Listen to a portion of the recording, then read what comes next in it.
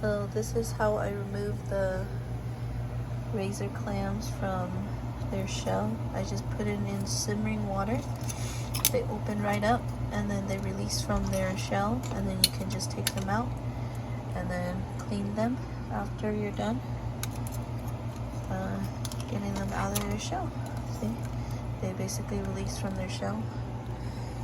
It's the quickest way to kill them as humanely as possible, and also to take off their shell. It's the easiest way.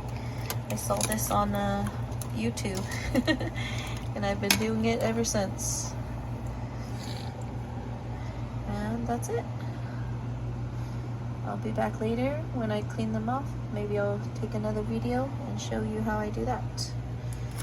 But okay, sorry if you don't want to watch this part. Caution, because they're still alive. When you put them in, they are gonna open up and get killed in the warm water.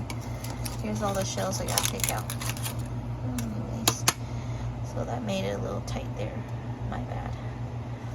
But yeah, see how quickly they open up?